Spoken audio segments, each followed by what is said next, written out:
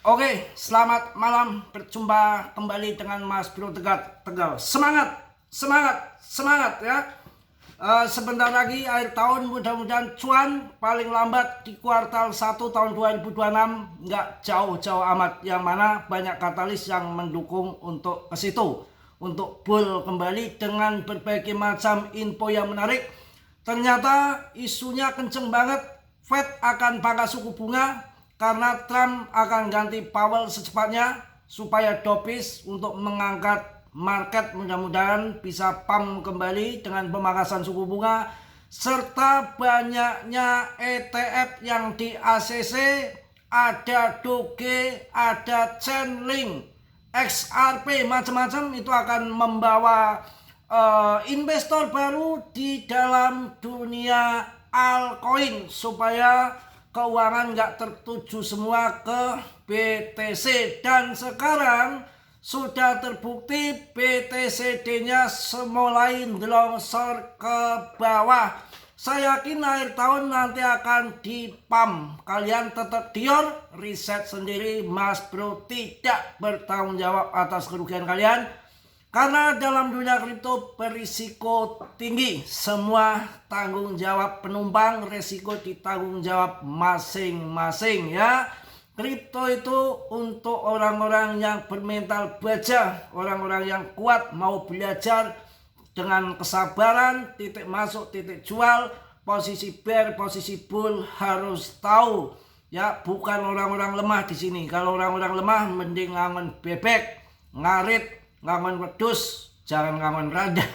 Duitnya banyak ya. Itu yang saya jelaskan di situ ya. Jadi harus semangat karena di sini bermain, kita bergame bukan dengan kelokalan tapi dengan elit-elit global, diuji ketahanan kantong ya. Kita harus tahu politik, geopolitik global secara ekonomi. Dan saya akan bahas koin-koin yang mana, koin baru yang layak untuk kalian diinvestasikan. Ada tanda-tanda koin. Sebelum kalian siapkan uang untuk membeli token tersebut, kalian harus ngerti hal-hal yang saya akan jelaskan di sini. Dan ada kriteria, semua ada di PP ya. Langsung kita akan kasih kalian ada 3 data ekonomi AS penentu harga BTC jelang Thanksgiving ya. Thanksgiving ini untuk apa namanya, besok tanggal 2, harusnya tadi Selasa Rabu, tapi kan di sana masih besok ya. Jadi mungkin ekonomi ini tiba di saat penting bagi aset berisiko dengan probabilitas pemotongan suku bunga Desember mendekati 70%. 3 data ekonomi AS yang akan dirilis sangat dinantikan sebab Bitcoin terus menunjukkan sensitivitas tinggi terhadap perubahan ekonomi makro. Karenanya rilis dari 3 data ekonomi ini membuat minggu ini sangat penting bagi investor. Ada ekonomi AS yang tertunda ya, mengintensifkan fokus pasar. Penutupan pemerintah AS selama 43 hari menciptakan penundaan indikator ekonomi, mempercepat banyak rilis berdampak tinggi kawan ya. Kemudian setelah shutdown itu biasanya akan pump gila-gilaan, tapi tidak sehari 2 hari, paling enggak sebulan 2 bulan dampaknya. Jadi ya sangat masuk akal arahnya ke situ kalau nanti bull run sampai di kuartal 1 tahun 2026, kalau melihat sesuai dengan yang pernah terjadi 1-2 bulan akan pump ketika yang pernah terjadi sebelumnya, histori sejarah begitu. Ketika habis shutdown ada kelebihan dana di akun AS 1 triliun US dollar. Secara fundament belum untuk ngeber ya. Yang percaya bear ya CL, nanti jangan pelangga-pelongo kayak kebo kalau udah terbang. Kalau yang percaya bull ya tambah muatan semua, kalian yang tentukan. Menurut kalender ekonomi market watt jam Selasa 25 November besok ya, kalau di sini walaupun sudah 25 di sana belum. 25 November pukul 8.30 pagi waktu ET membawa data penjualan retail September dan indeks harga produsen PPI. Sementara Rabu akan memberikan data klaim pengangguran awal. Ya, konvergensi ini penting karena pasar ini kekurangan metrik konsumsi dan inflasi terkini. Laporan penjualan retail sebelum menunjukkan kenaikan bulanan 0,6% yang kuat, sementara indeks harga produsen ataupun PPI turun 0,1% di Agustus. Dari tahun ke tahun, kurs PPI adalah 2,8%, memberikan landasan untuk tren inflasi grosir. Oke ya, langsung akan saya kasih ilmu untuk kalian. Ini penting ya, cara menemukan kripto yang layak diperhatikan saat ini tanpa terjebak dengan hype ya. Jadi apa yang membuat sebuah kripto layak dibeli? Ya, kita akan bicara jujur di sini supaya kalian paham. Oke, kita akan kripto utama ya. Kita akan memberikan info untuk kalian cara menemukan kripto yang layak diperhatikan saat ini tanpa terjebak hype. Kalau nanti mati mohon maaf, berarti memorinya penuh, belum saya hapusi. Apa yang membuat sebuah kripto layak dibeli? Mari kita bicara jujur. Tidak semua koin yang terlihat mengkilat adalah permata tersembunyi. Untuk menemukan aset kripto terbaik untuk dibeli saat ini, Anda perlu ketajaman analisis dan kepala yang dingin ya. Berikut 5 faktor penting yang wajib Anda periksa sebelum menginvestasikan uang Anda. Harus kita tahu yang pertama, layar belakang tim. Siapa orang di balik proyek ini? Cari tahu nama-nama timnya di Google. Cek pengalaman mereka di dunia nyata serta proyek-proyek sebelumnya. Ya, kalian lihat PP ini ada GZ. Masuk dalam kriteria ini. Utilitas dalam dunia nyata ya, untuk pinjaman di Jepang. Jadi nggak khawatir. Kemudian yang kedua adalah likuiditas dan kapitalisasi pasar harus besar. Artinya ada investor di situ. Apakah koin tersebut mudah dibeli atau dijual? Likuiditas rendah seringkali menunjukkan risiko yang tinggi. Ini ya, penting. Kemudian selanjutnya, jika sebuah koin memenuhi semua kriteria di atas, Anda sudah selangkah lebih maju dibandingkan para pembeli impulsif. Tapi ingat, jangan berhenti sampai di sini. Ya, ini penting.